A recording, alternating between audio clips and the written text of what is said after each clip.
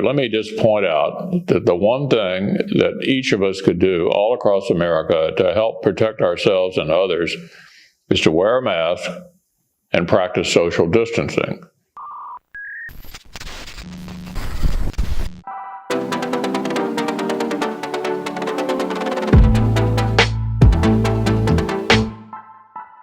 Welcome to the Kumquat Corner, a political show where we share titillating topics and takes from the left, the right, and in between.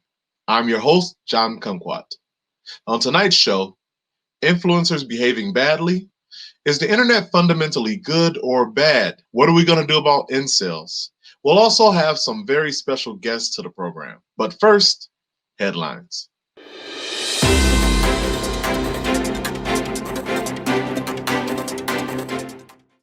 Former Michigan Governor Rick Snyder is the latest Republican to break party lines and back Joe Biden. President Trump's feelings are understandably hurt by this move, as he says that his response to the COVID-19 pandemic was largely inspired by Governor Snyder's handling of the Flint water crisis. A group of nearly 100 officials has formed an organization called Republicans and Independents for Biden. In the announcement video, the group stated, "We honestly have no idea why he's running as a Democrat in the first place." Polls show that Trump is losing ground with women voters, despite pledging to put a woman on the moon. Now, maybe it's because Trump immediately joked that with women on the moon, it would be a blood moon or that time of the month moon. After months of campaigning from his home in Wilmington, Delaware, Joe Biden is finally hitting the trail. Unfortunately, he thought that meant the Appalachian Trail. But no worries, though. He was found several days later, sitting, petting a small bush that he thought was a child. SeaWorld has confirmed the termination of some furloughed employees. So if you've been needing to hire a whale, you know who to call for references. In her latest book, Speaking for Myself, Sarah Huckabee Sanders stated that Trump asked her to take one for the team after Kim Jong-un winked at her. His sister, Kim Yo-jong, replied saying, "No, bitch, there was something in his eye. He wasn't even thinking about you, so keep my brother's name out of your mouth." I don't know why she turned into a black woman, but that's my take on it. A new clinical trial suggests that a microdose of LSD can decrease pain perception, while a macrodose of LSD can decrease good music perception. And finally, in local news, a Detroit judge has temporarily banned police using excessive force against protesters. However, she asserted that this new ruling does not apply to unarmed black men. We'll be right back with our first guest after this break.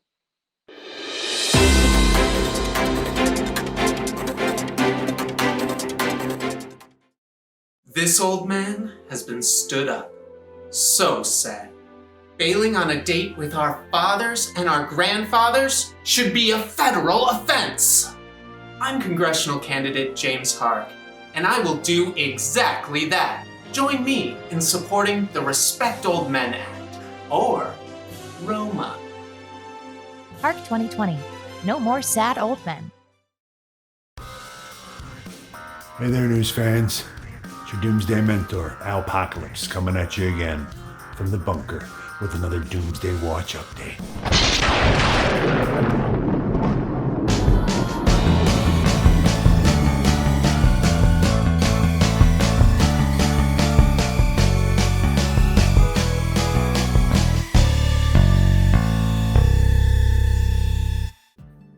Today I want to talk about what steps you should be taking right now to ensure you will survive an SHTF scenario.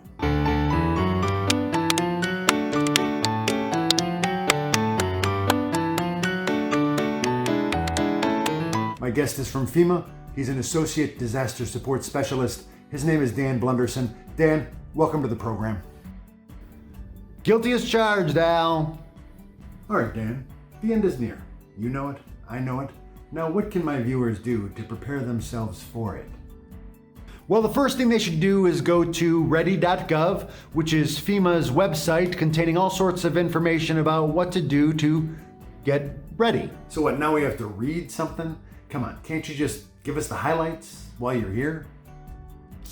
Unfortunately, there is no silver bullet for disaster preparedness. Unless the disaster you're preparing for is an invasion of werewolves. Well, now see, that's my point right there. Every situation varies. For a variety of variables. What you need to do is you need to plan ahead. You need to prepare for the worst. Stay up on current events. Get to know your neighbors a little bit. Stay physically fit. But what would Americans need to do?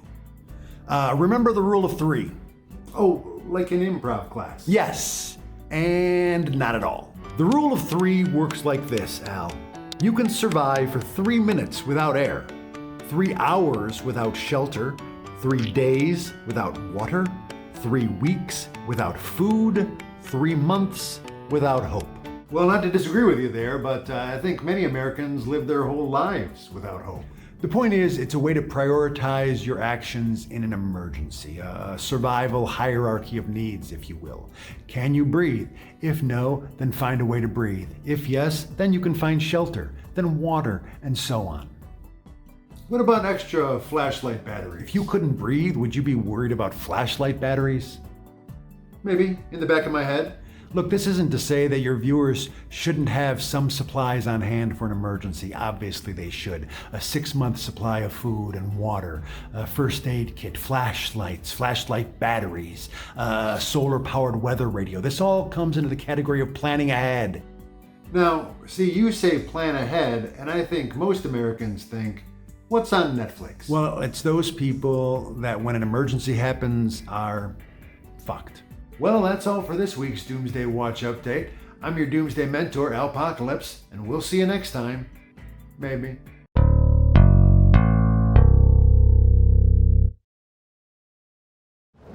Welcome back to the Kumquat Corner. Now we have a special guest with us today.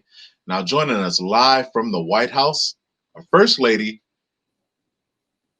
Melania Trump. Welcome back to the show. Melania. Hello, Jan Kumquat. It is so nice to be back at the Kumquat Corner.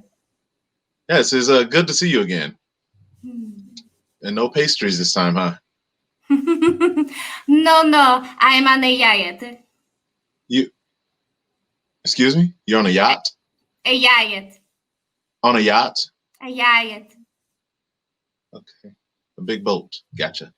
It looks like you're in the garden. Are you in the garden? Yes, I'm in the beautiful White House garden, the one that I had brilliantly designed after Jackie Kennedy. Unfortunately, we're going under a few small tweaks, but everything is okay. Yeah, so it looks as though are you wearing your green dress again that you wore for the RNC? No, this is a beautiful jacket I'm wearing. I am at the White House Rose Garden. Definitely not in a golf course right now. You said that the green would not be showing up, Captain. You know, Jan. Oh. I was just saying the other day how I miss being on interviewed shows like this one, the Kumquat Corner. You're so wise, so smart, Jan. And flattering. Please give me a compliment. Well, your green dress was very majestic. It was almost magical, if you will. Very invisible cloak from Harry Potter-ish. Yes, it was a magical, not a, what is it called? Abandoned child magical, but of the sort. Did you see that after the RNC, people started putting things on your dress, superimposing things on your dress? Did you happen to see that? The American public is so funny sometimes. I can't help but laugh at the travesty that they have become. But at the same time, you move forward. And I remember for next time, I said next time, that we will never wear a green dress or anything green again. No green, I don't want it. Okay. So there's a new book coming out from your former really close friend, confidant, that's called Melania. I would not call her a close friend, Jean. She was a planner lady, someone who puts up nice fancy events. That was all. And also, she robbed us of our money, and she was a mean lady, and she said bad words. She said, Melania, no, no, no. And I said, but please, and that is why we are no longer friends. Okay, so so let's dive into what this book is about. There's a portion of the book that has something called Operation Block Ivanka. What's that all about? No, John, I don't know what this is about. No? I mean, my relationship with Ivanka is a very, very nice one. She is a humble, a blonde woman. She is tall. She looks just like her father if he It sounds were like a you're just woman and describing her. younger.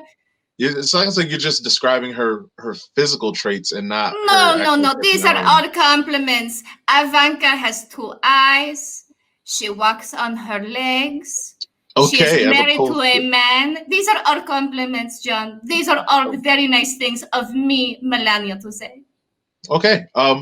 So what about that look that you gave her? There was a clip circling the internet of a look that you gave her as she walked by you. Can you explain that look?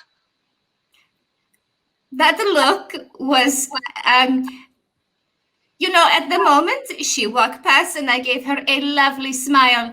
And just at that moment, I had a light bulb moment of, I wonder what we're having for dinner later. And I got angry because I thought maybe no roast beef or something like that. It's Okay. not like I absolutely despise Ivanka and I wish to push her down the stairs and watch everybody laugh and make sure people around who are not wearing masks so she gets coronavirus and she dies. Okay, we're gonna go Oh with my that. God, you make me laugh. Yes. Okay. Well, thank you for joining us again. It was good to have you back, and hopefully you'll have some success with the Rose Garden. I hear it has to be resodded and everything. So It is a success. It is a wonderful garden. After all, I modeled it after Yaki Kennedy, Yaki that's true. Onassis Kennedy. All right. And she is Sounds like you're pristine just as and truthful as your wonderful. husband. All right. All right. Very. So thank you for joining us, and maybe we'll have you back on the show again, and to talk about the garden yet again. It would be a pleasure, Jean Kumquat. And remember, no bully, be best. Yeah. Tell Ivanka I said hello for me. No. Okay. Have a good one. All right. Thank you for joining us, First Lady Melania Trump, and we will be right back with more Kumquat Corner. Let's face it, old men can be perverts. I'm congressional candidate Dick Kander, and I believe in an old lady's right to choose. James Hark and Roma. Bad for vanilla old ladies. Bad for Michigan.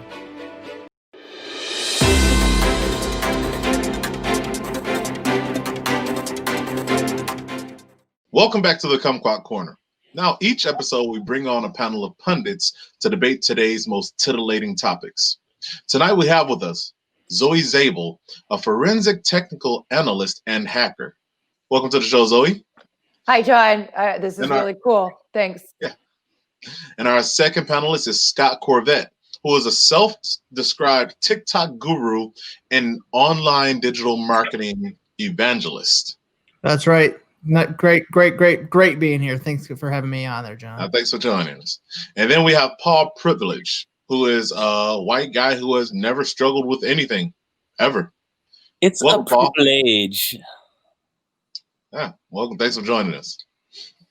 Now, tonight's first topic, are influencers a bad influence?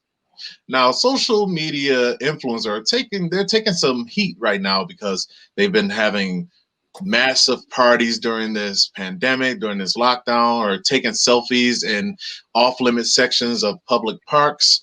And meanwhile, there's viral challenges like the shut up mom and you could have been nicer to me challenge. It's like kind of like playing Russian roulette with their relationships just for likes and retweets. Now we're gonna bounce into this subject. We're gonna start first with Zoe. Zoe, what is your take on this? Are influencers being a bad influence right now? Absolutely. It's crazy because these people, it's like they give up their humanity for internet points. And I love the internet. I'm online 24/7. Don't get me wrong, but it's like you still got to have your own authenticity. And these guys are just trafficking in lies, and it's really gross, quite frankly. I don't really like it at all. All right, yeah. So, Paul, hop in here. What are your thoughts? Well, John, first of all, I'd like to say thank you to the first responders. I'll be donating to you as soon as my kitchen's done. As far as influencers, I don't think I'm a bad influence. I've shared a lot of memes for social justice causes. How many memes have you shared? A lot. Probably enough to get me blocked by a few people. All right, Scott, you jump on in here. What's going on with you? Look, I have been a marketing guru for every single social media platform ever. MySpace, Facebook, LinkedIn, Bebo, LiveJournal, Tumblr, Habbo Hotel, Pinterest, YouTube, DeviantArt, Vampire Freaks, Neopets, Twitter, Instagram, Foursquare, Reddit, Wattpad, Gaia Online, Zanga, Yelp, Letterboxd, Last.fm, Nation States, Vine, Flickr, Snapchat, Instagram Reels, and TikTok. And I'm telling you, the current climate of the internet is the least toxic and most authentic it's ever been. That seems like complete bullshit. I'm sorry. I don't know if we're even allowed to swear on here, but it's just you can swear. Okay, it's bullshit. It's absolute bullshit. These guys, they're like you were saying, like sacrificing relationships for retweets. What are we even doing here? Like, the internet is supposed to be about connection, and it's just tearing people apart. I'm going to stop you right there because I think it's bringing us together. Like the other day when I was filming my cooking, my smart fridge read the banner, "We're in this together." And people saw that. What does that mean? Like, what does that do? I don't know what that means. Yeah. The internet is listen to me, okay? The internet is a hyper realized version of our current society as it is. Every time somebody tells their mom to shut up, every time somebody tells their wife that they weren't nice to them today, that is how you really feel and how you really believe. You're saying the internet makes us not authentic. Social media stars are the most authentic people in the world because it's who we truly want to be on the inside. Exactly. But you're not being yourself. Am I correct in thinking that you're not being yourself? John, we're all in this together. Yourself. What'd you say, Scott? Look, John. Think of the bluest water you've ever seen in your life. All right? Close your eyes and picture it. Are you picturing it? Great. Yes. You could be there if you just were the main character in your story. It's the phoniest shit I've ever heard. That's I've never. I don't know what that even means. Disgusting. You're so fake. We're going to move on to our next topic. Now, speaking of the internet has changed our society for good, but has it changed it for the better? We are more connected than ever before, but are we lonelier? We have all this information at our fingertips, but we also have a lot of misinformation that gets spread around, and that's pretty dangerous because it can spread like wildfire, even if it's the wrong information. So is the internet fundamentally good for our brains or for society or bad? Paul, what do you think? I think the internet is good for our brains. It keeps us connected. Like I said, we're all in this together. Okay? And there's lots of ideas out there, and I got to share them with you. Okay. Scott. I want to walk you through a thought experiment, all right? Close your eyes. You're a caveman. You're talking to your caveman friends, all right? Ask your caveman friend who Lil Yachty is. Yeah. I'm waiting. What do they say? They don't know. You know why? I'm not sure. I don't speak caveman. Caveman years, okay? There has been a major distribution of media, of knowledge, of Wikipedia articles, of feet pictures. Have you seen WikiFeet? There is so much information at our hands. There is no way you could convince me that the net positive could ever be, Zoe. I feel like he would trying to finish that sentence. You know, it's I think the internet's awesome. Like fire is awesome. You know, it's like transformative. It's dangerous. It's powerful. It's life sustaining. Like, where would we be right now if there wasn't the internet? We couldn't do this. Certainly, a lot of people couldn't go to work. A lot of people couldn't work. Couldn't go to school or anything like that. But yeah, it's dangerous as fuck, man.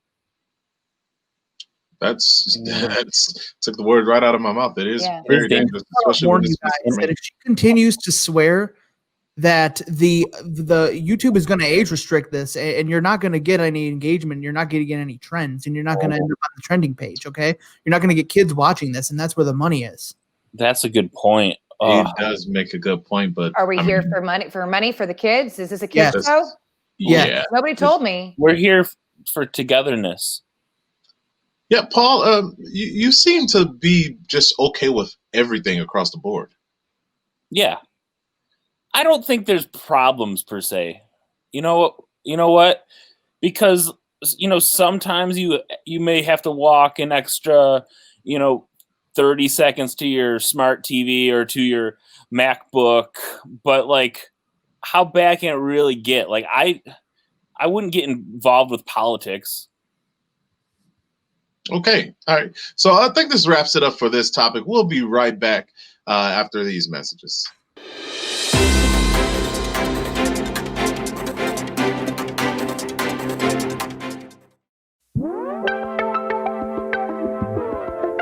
Make sure you sign up for my premium for Lonely Fans. Lonely Fans. Yo, you know that UBI just hits different, you know? Lonely Fans. I'm trying to end poverty. No one should be too poor to live. Lonely Fans. UBI would bring everyone's income above poverty line. UBI is the way to go. Lonely Fans. Welcome back to the Kumquat Corner.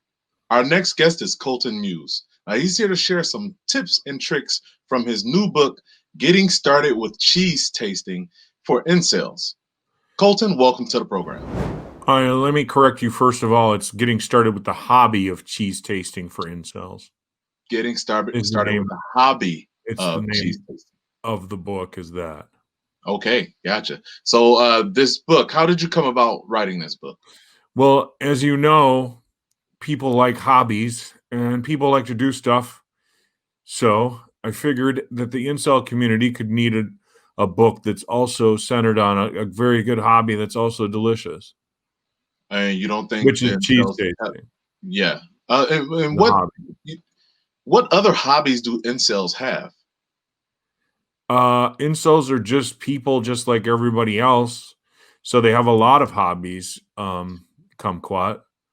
But okay, so for our viewers that may not know what an incel is, can you maybe describe what an incel is? Oh, I'm really here to talk about my book. I'm not here to talk about what an incel is. Oh, that's perfectly fine. So for your book, Getting Started with the Hobby of Cheese Tasting for Incels. Yes. How is this how is it going about with incels tasting cheese? Explain that. Like where does that hobby come from for incels to taste cheese? From everything I've heard about incels, yes, it has nothing to do with cheese. Is this a new branch of incels? Okay. I feel like you're trying to make fun of me right now. Oh no, I feel like you're just kind of trying to poke holes in me. No, not at all. Not at all. I'm just trying to get. Sure? Are you sure, Kumquat? I'm positive. I'm just trying I have gotten a lot of times people trick me to be in a show, and it turns out it's not about real things at all. Oh no, we're trying to get the word out about the hobby of cheese tasting for incels. Okay. So can you explain what an incel is so that we can start at the beginning? So explain what an incel is, and then we'll go to what their hobbies are, and then that will go into the cheese tasting of it. Okay, you're going to have to do that, say that all again later, but I'll start with what you said to start with, which is what is an incel? Incel is just somebody that is involuntarily celibate because we don't have a choice, because women are in control of society, and they have deemed some people with small wrists and bad jaws and other things to be unsexable, if that's what you want to call it. So there's only male incels. Yes. Okay. All right. So it's almost like a men's group. Now, into the hobby of cheese tasting. Yes. How many cheeses have you tasted, John?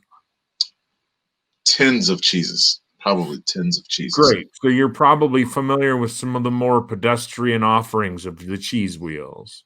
Like cheddar and mozzarella. Or mozzarella or provolone. Monster. How about a nice Emmentaler? Excuse me? Emmentaler is a cheese.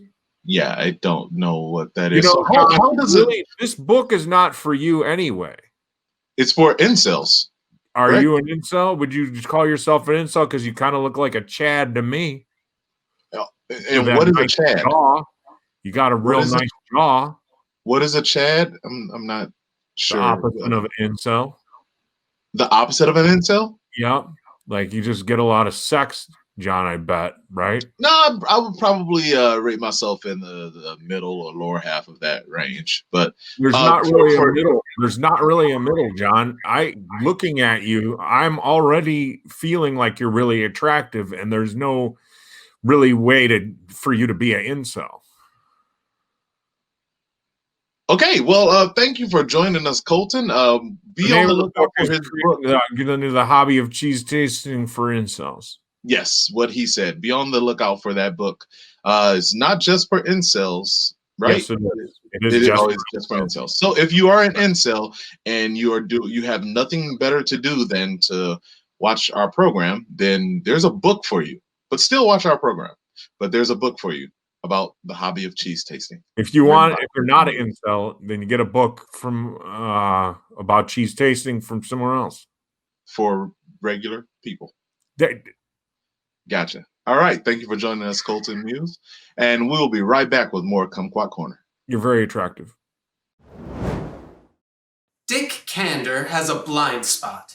Despite decades of progress, he still believes that old men are only stood up by old ladies. As a matter of principle, I only date old men. Does that make me a hero? Who's to say? But one thing we know as Michiganders is that I am not an old lady. And that's one thing Dick Cantor just can't seem to understand. Hark 2020. Some old men are practicing homosexuals.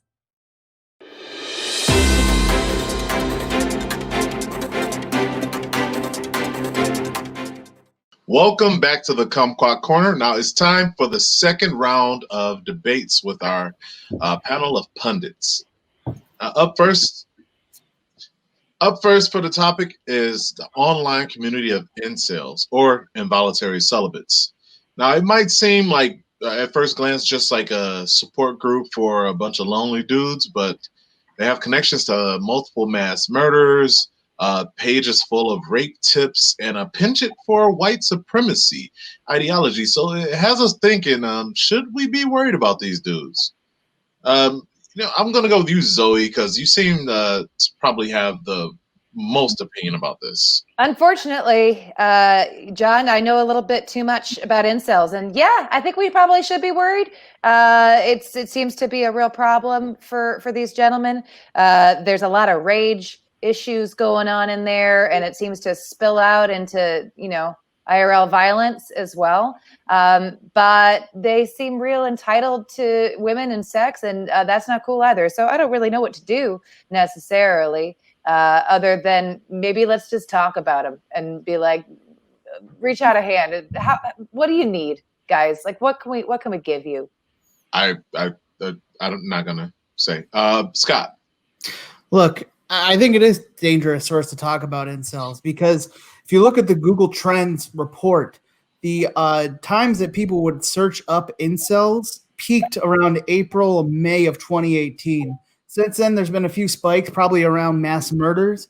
But in the last, since quarantine started, you've had like maybe one spike of anyone talking about it, and it did not even come close to the spike it saw in 2018.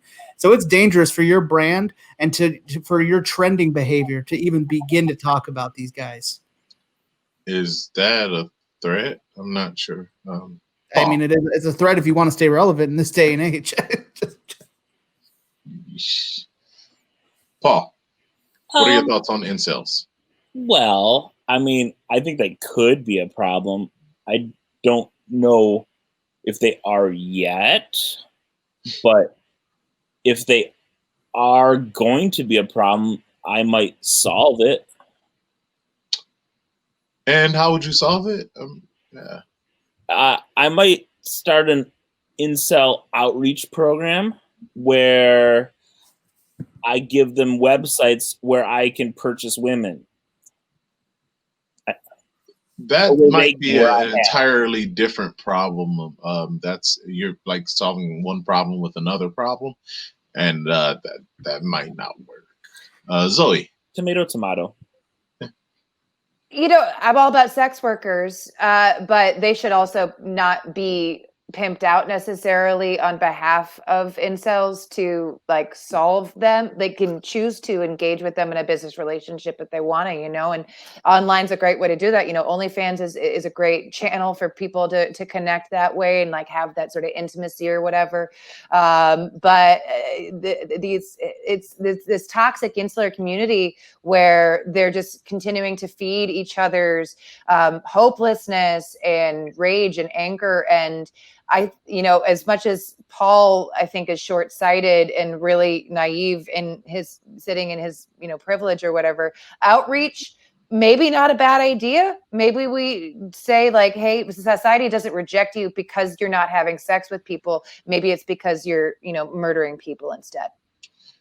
That's actually a good idea. Or maybe there's maybe a group of nymphomaniacs that maybe want to volunteer their, I don't know, maybe doesn't seem like a volunteer, like that doesn't seem like a free volunteer group, you know, like that. It's not a good trade-off. It doesn't. You don't got to volunteer if you hook them up in the right way. Look, you guys are familiar with the social media network vampirefreaks.com? Yes. So yeah. All right. So back in the day, there was it might still be around. That's where I kind of cut a rug in the beginning of it. Is Gothic people would get online and they would match up with each other. If we create like incelnymphs.com or something like that, and I've already registered it, so we're on the go. We're going strong already. Match them up naturally like a Tinder app. You only match incels with nymphos, and then this is a bigger problem than world hunger, I would surmise, and that solves it right away. So sex solves all. Seems like that solves all. Yeah, yeah. Even world hunger, I guess. World hunger is a problem.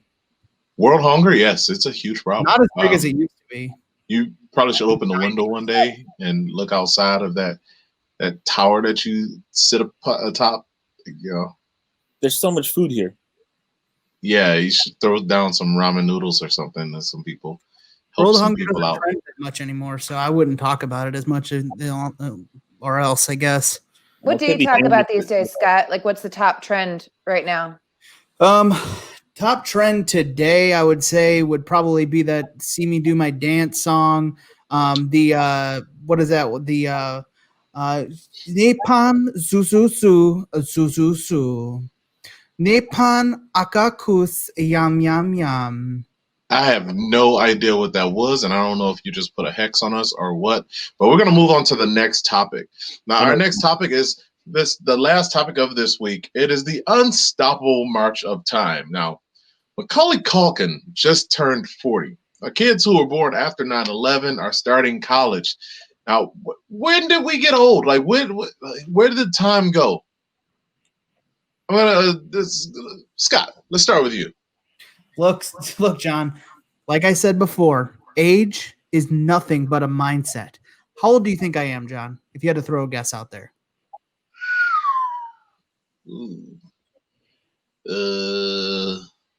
I'm 40, but I look 18. Yeah. I was gonna say 30, not 38, 37. Yeah, So, I look 39, but I feel like I'm 18, don't I? That's because I'm tuned in and I keep engaged with all the kids, all the trends, and I stay real. That's how Macaulay Culkin is. If you looked at him in the mid 2000s, he looked like he was 185 years old. But if you look at him now, he's got a podcast. He's got bunny ears that he wears sometimes. He shows up on Smosh and does the Try Not to Laugh challenge. He shows up on Good Mythical Morning. He's got a TikTok. He's a superstar, and that's because he's smarter than you. He knows how to trend. He doesn't talk about incels and world hunger. are you in the Macaulay Culkin fan club? How did you know all this? I'm not a Macaulay Culkin fan club, but I do have a TikTok show that I do called Trend Watch, and I make sure that I watch all the people, all the celebrities who are doing good things, and it is my job to make sure that I tell you how to make yourself the main character in your story. Okay, Zoe. You know, I don't agree with Scott on much, but age really is it's kind of like how you approach it.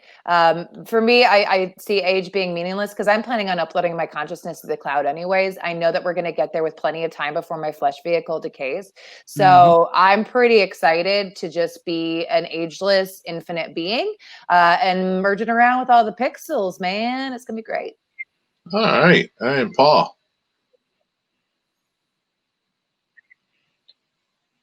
John, we're definitely older than we used to be, for sure. And that has me walking around in a constant state of depression. But let me say this. I'm a big fan of Macaulay Culkin's music. He has music? Yes. He's in a band called the Pizza Underground, and they're all Velvet Underground songs but made to be about pizza. Oh, that's wicked. Huh. Yeah. I never would have known that. You learn something new every day. Yeah. And wow. Let's bring up another thing. Macaulay Culkin was in Home Alone. And so was John Candy. Home Alone 2 placed in New York. John Candy was not alive for Home Alone 2. 9/11 happened in New York. Coincidence? I think not. Okay. Okay. Sure. That took a turn. Yeah. We're old. Yes. Zoe. Okay. We're old. All right, Zoe. So the children that were born after 9/11 are going to college now. Does that make you feel like they don't even know what happened? And well, they know what happened, but they didn't experience it. How does that make you feel? Fine. I guess it's funny though. I mean, when you see kids who are like, working on a computer and like they're so good with this technology, but then they see the save icon, they're like, what even is that? I'm like, it's a floppy disk. Oh my God. Like we played Oregon Trail on it, like obviously. So yeah, sometimes I feel old, but also it's just an opportunity to just like get more perspective and like meet new people because they're born every day. And that's pretty dope too. Scott. Well, it doesn't bother me that the kids that were born after 9/11 are college age now. In fact, I think it's good that generation is starting to become like adults, because I look around me. I was in class when the two towers went down, and everyone around me was freaking out, emotionally scarred people for life. It didn't really affect me much because I'm just built different, but. It was kind of sad to see how it affected everybody, and to have people not carry that emotional trauma who forgot that, I think it's a net positive, All right. Yeah. I guess that is a net positive. And it's time. You're not going to be able to stop time. Nobody's going to be able to stop time. It's the thing that is, is undefeated. Father Time is undefeated. He's a billion and nobody's ever defeated time. All right, so thank you guys for joining us this week. We want to thank our panels, and we'll be right back after these messages.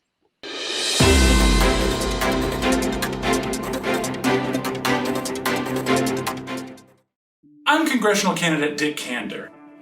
My My opponent says he dates old men. Me? I'm in a committed relationship with not one, but 3 old men. Sometimes we get stood up by a zaddy bear or rockin' twink, and it's none of the government's business. This is one of the core values of the Lemon Party. James Hark and Roma. Bad for polyamorous peepaws. Bad for Michigan. Thank you for joining us on the Kumquat Corner. I have been your host, John Kumquat. We want to thank our guests, First Lady Melania Trump, Colton Muse, and all of our pundits, Zoe Zabel, Scott Corvette, and Paul Privilege. Now be sure to check out our companion podcast on Spotify, Apple Music, or wherever you get your podcasts. And join us next time on September 24th is when we'll be back and catch our next episode. Or you can catch any of our previous episodes on YouTube. Thanks for joining us. Have a good night. How do you turn your members around who say, we've already done enough? Well, I agree with the chairman that Fed we need to do more. I'm sure he didn't put a number on it. The issue is how much.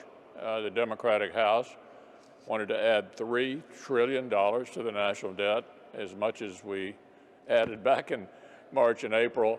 We think that's clearly far beyond what is necessary to get us through this next period.